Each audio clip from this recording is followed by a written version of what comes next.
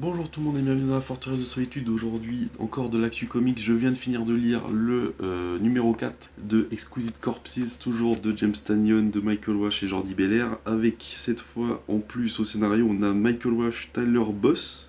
Oui, Tyler Boss, c'est son nom. En plus de James Tynion. Et au dessin, on a Gavin Fullerton, Claire Rowe et Michael Walsh. Jordi Belair à la colo, Maxime Ledin à la traduction. Du coup, c'est. Alors que, comme d'hab, on a toujours les cartes dans le rabat. Je sais pas qui va découper son comics, mais bref. On a les numéros 6 et 7 là-dedans des versions US. Et je ne sais pas quoi penser de Exquisite Corpses parce qu'en fait, je vois que l'histoire avance, mais juste l'histoire avance parce que y a des meurtres. Et j'avoue que je suis un peu de marbre, plus ça avance, plus.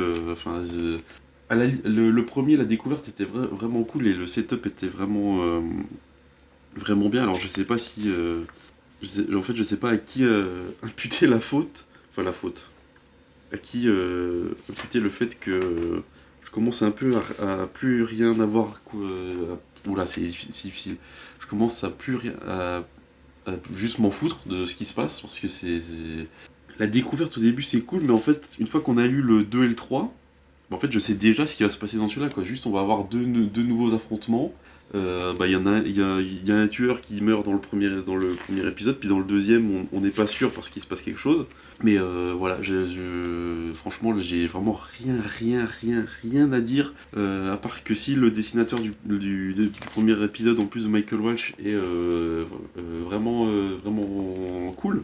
Il y a le fait que Randy, merde, je sais plus comment il s'appelle, Randy Rascal Randy, le lapin là, qui est pas sur la cover, je sais même plus, je peux vous le montrer, le lapin qui confirme que c'est un peu le meilleur perso là, il est dans je sais pas où je monte, mais je pense que ça va être par là, qui est clairement le meilleur, un des meilleurs persos parce que juste il est juste trop stylé, puis il est vraiment dans ce truc de, on sait pas où est-ce qu'il est, puis hop, il se pop, et il se passe des trucs et il est trop cool.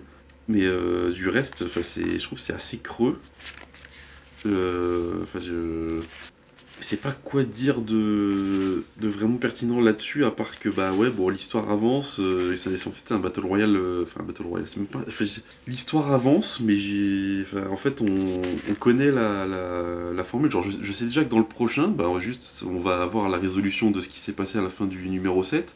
Il y aura sans doute un mort dans l'épisode, pareil dans l'épisode d'après, le schéma est connu et classique. Enfin, je sais pas quoi dire d'autre en fait. C'est juste qu'il y a il y a plus de surprises au fur et à mesure qu'on avance dans les numéros.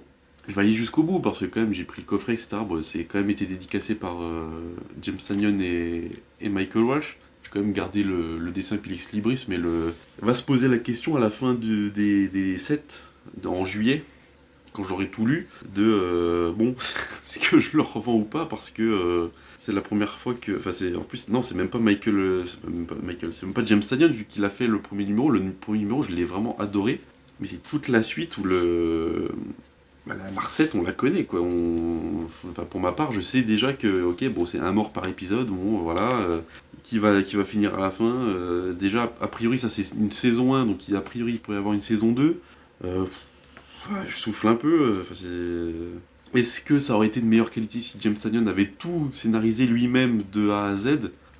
Potentiellement oui, parce que ça se voit que, les meilleures parties, en fait, c'est juste les familles qui font les débriefs au début, puis à la fin des numéros, qui sont tout le temps dessinés par Michael Wash. Donc je suppose que c'est James Tynion qui fait pareil, qui fait le scénario, puis tout le milieu avec ce qui se passe à Oak Valley, c'est les autres personnes qui font le scénar. Enfin, moi, je commence personnellement à souffler de Exquisite Corpses. Là, voilà, on est au numéro 4. C'est vraiment le ventre mou. Il en reste 3. 5 6 ouais, 5 6 7 il reste 3 mois. Je vais aller au bout quand même, parce que je veux quand même voir l'histoire en entière pour me rendre compte. Mais ouais, ça commence à tourner au vinaigre cette histoire, quoi. C'est. Voilà. je... Reste que le numéro 1 est giga cool, que James Ryan de toute façon est trop fort avec les Nice House et sont en train normalement ils ont bientôt fini la publication de Nice House by the Sea aux US. Donc on devrait avoir potentiellement. Donc là ils ont fait septembre en annonce, potentiellement octobre, novembre, décembre on a Nice House by the Sea tome 2, donc le quatrième et dernier tome de Nice House.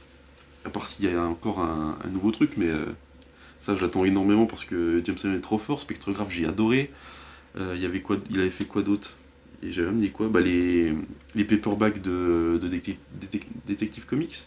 Ouais, bah je sens que c'est pas du. Enfin bref, ouais, je sens que c'est pas du James Tynion qui fait le scénario, donc ça me dérange, mais je sens que la qualité est pas ce qu'elle devrait être. Et en même temps, c'est le principe de la série. Enfin, c'est eux qui ont choisi de faire ça comme ça, donc ne peux pas, je peux pas en vouloir aux auteurs de vouloir faire quelque chose de différent, mais forcé de constater qu'au numéro 4, je me pose la question de revendre tout ça une fois que ça sera fini. Bref.